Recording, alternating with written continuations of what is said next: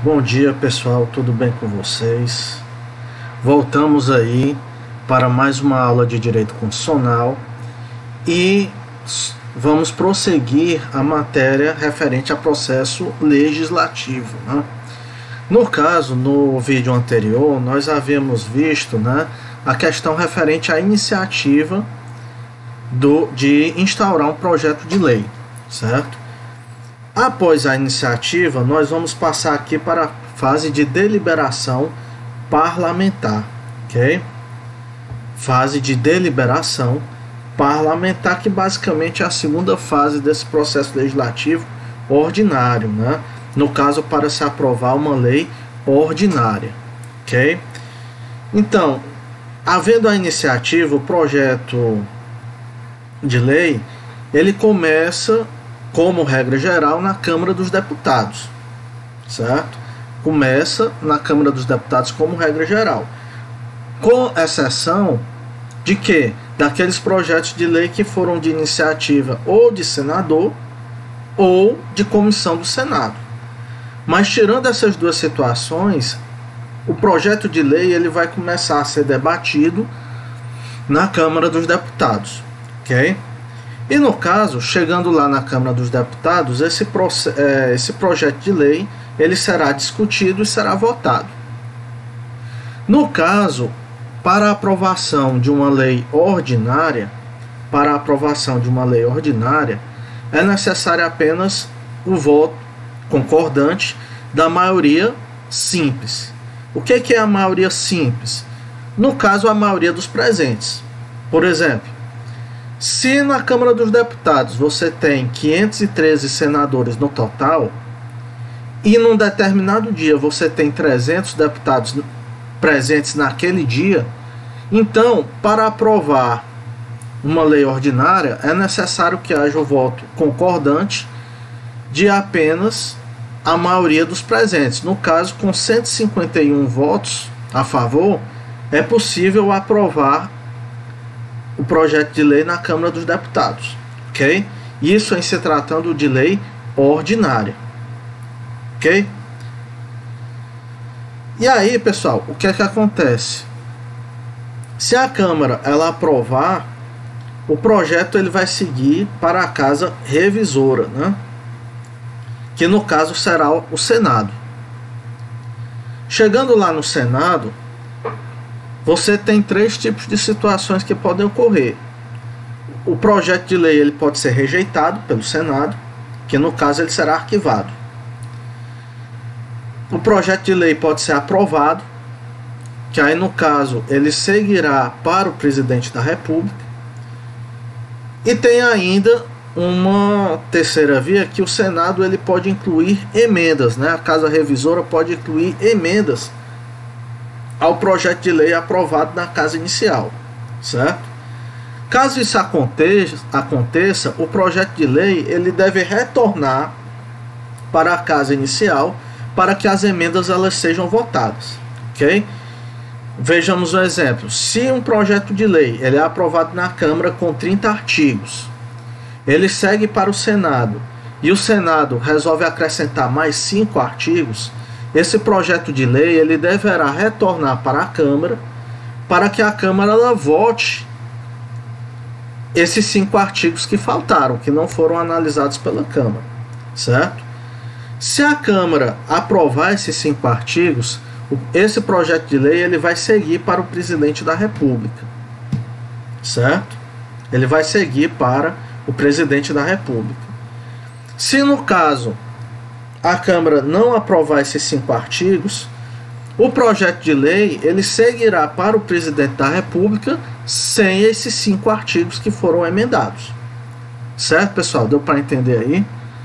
Então, obviamente, o projeto de lei ele vai seguir para o presidente da República conforme ele tenha sido aprovado pelas duas casas legislativas, certo? No caso dos estados, tá, pessoal? Não, como é só uma casa legislativa, não haverá casa inicial nem casa revisora. No caso das assembleias legislativas, da Câmara dos Vereadores, né, como não são duas casas, não tem um Senado estadual, não tem um Senado municipal, isso não existe. Então o que é que acontece? Não haverá essa dicotomia entre a casa inicial e a casa revisora, ok? Então, apenas no processo legislativo a nível federal é que haverá aqui a casa inicial e uma casa revisora, certo? E aí no caso esse projeto de lei ele seja aprovado pela casa revisora, ele será enviado para o presidente da República, ok? Chegando lá no presidente da República, é necessário que o presidente da República ele sancione o projeto de lei que foi aprovado, o que significa que o presidente da República ele concorda com aquele projeto de lei, certo? E pode acontecer também que o presidente da República ele pode vetar esse projeto de lei, certo? Professor, onde é que eu encontro isso? Você vai encontrar aqui no artigo 66 da Constituição Federal. Veja só.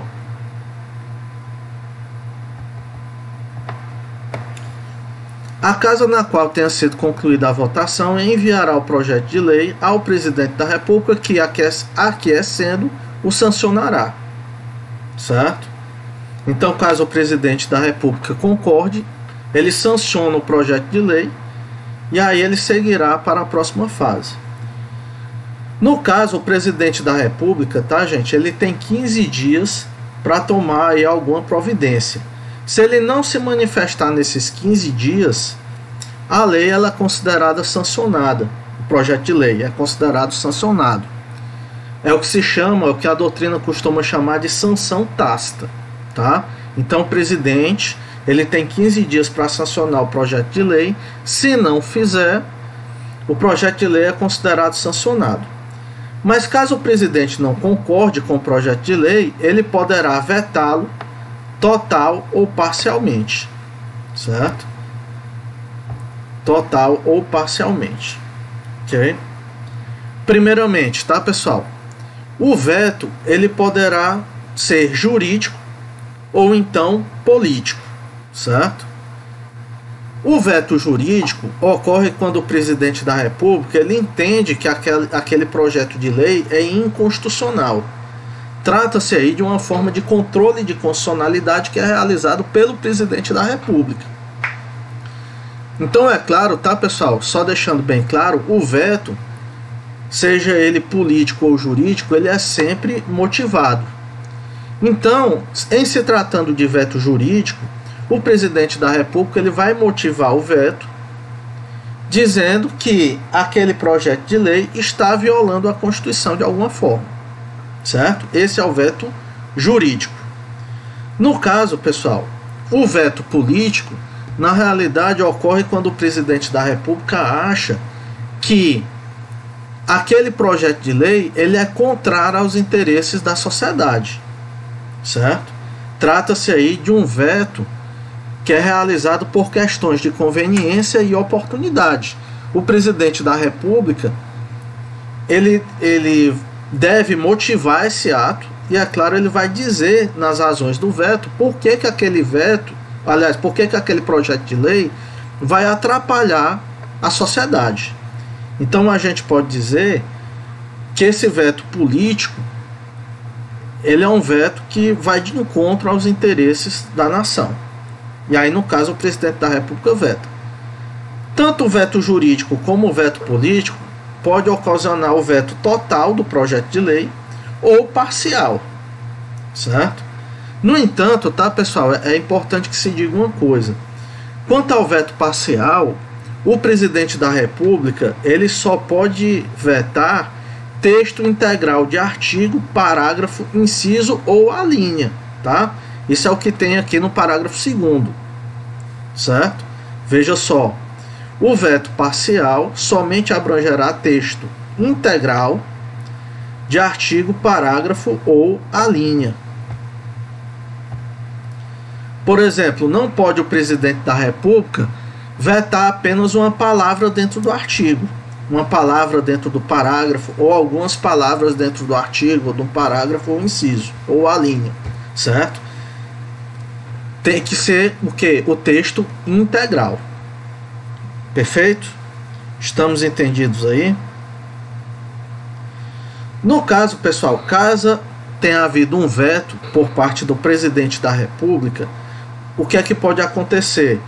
Esse projeto de lei ainda ele pode retornar ao Congresso Nacional, em que o voto da maioria absoluta dos deputados e senadores poderão derrubar o veto, certo? Isso é o que tem aqui no parágrafo 4º. O veto será apreciado em sessão conjunta, dentro de 30 dias a contar de seu recebimento, só podendo ser rejeitado pelo voto da maioria absoluta dos deputados e senadores em escrutínio secreto. Então, o que é que acontece? Por maioria absoluta, o Congresso Nacional pode derrubar o veto do presidente da República. E aí, caso o veto não seja mantido, né, o projeto ele seguirá para o presidente da República para promulgação, que basicamente é a próxima fase do processo legislativo, né? O que é a promulgação? Gente, promulgação nada mais é do que um ato do presidente da República em que ele declara que determinada lei ela passou pelo devido processo legislativo, certo? Que o projeto de lei ele tramitou por todas as fases de aprovação, ok? Nada mais do que isso. Após a promulgação, o projeto de lei ele será publicado no Diário Oficial. E aí, a partir daí é que começará aí o prazo da vacatio legis, certo? Tranquilo aí, pessoal? No caso, tá, gente? Aí nós terminamos o processo legislativo ordinário. No próximo vídeo a gente volta com outras espécies legislativas.